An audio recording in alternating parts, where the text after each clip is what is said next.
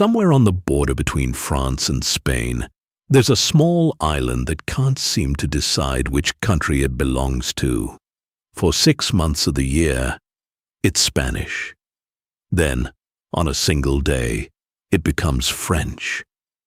And stays French for exactly 6 months before switching back. No election, no dispute, no war. Just a quiet handover, twice a year, every year, like clockwork. It has done this for over 350 years. And here's the strangest part. Almost no one is ever allowed to set foot on it. So why does this tiny scrap of land keep changing countries? And who decided it should? To understand that, you have to look at exactly where it sits. This is Pheasant Island. It lies in the middle of the Bidasoa, the river that separates France from Spain as it flows down to the sea.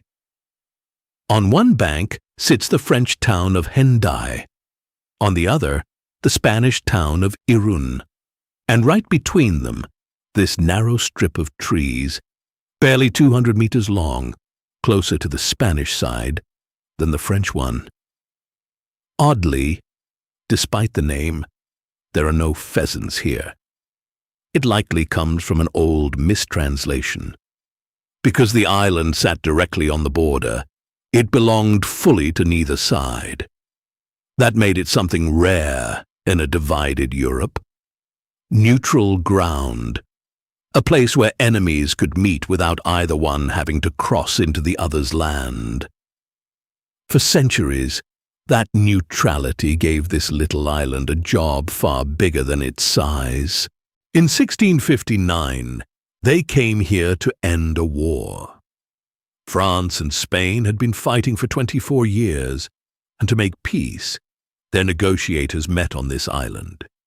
Not once, but across 24 separate conferences. They built a wooden pavilion straddling the exact line of the border so that neither delegation had to step onto the other's soil. There, they signed the Treaty of the Pyrenees. To seal it, a royal marriage was arranged. The French king, Louis XIV, would take a Spanish princess as his bride, and she was handed across this very island, from one kingdom into the other. Two of the most powerful men in Europe met in the middle of a river, simply so that neither had to be the other's guest. Every step was choreographed to avoid the slightest offense. But the treaty left the two nations something to share forever. They agreed the island would belong to both, governed by Spain for half the year and France for the other half, alternating every 6 months. It was an elegant solution, with one problem no one saw coming. The island is made of soft river silt, and the river wants it back. Slowly, century after century, the current has been eating away at its banks. Pheasant Island has shrunk to nearly half its original size, from almost 7,000 square meters down to around 2,000. And that raised a genuinely awkward question. What happens to a shared border, a treaty carved in stone, when the very thing being shared simply washes away? So the two old rivals did something quietly remarkable.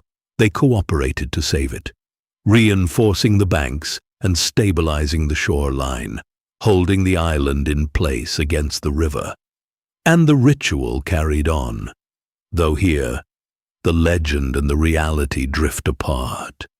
Picture the handover, and you might imagine soldiers, flags, and grand ceremony. Most of the time, it's far humbler than that.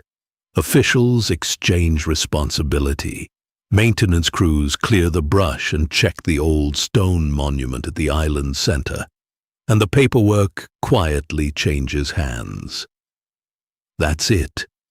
In more than 350 years, control has passed back and forth hundreds of times, and not once has a single shot been fired over it.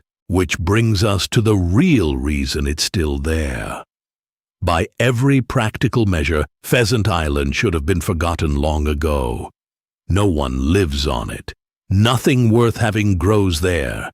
It has no resources, no strategic value, nothing to fight over.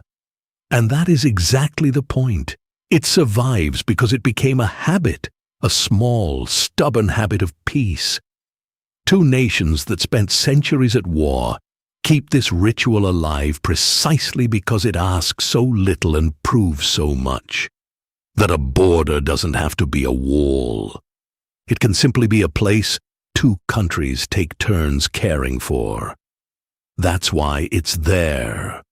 The world's smallest shared country, and its quietest reminder that some lines are meant to be crossed together. Every place hides a story like this, just beneath the surface. We'll keep digging them up, one map at a time.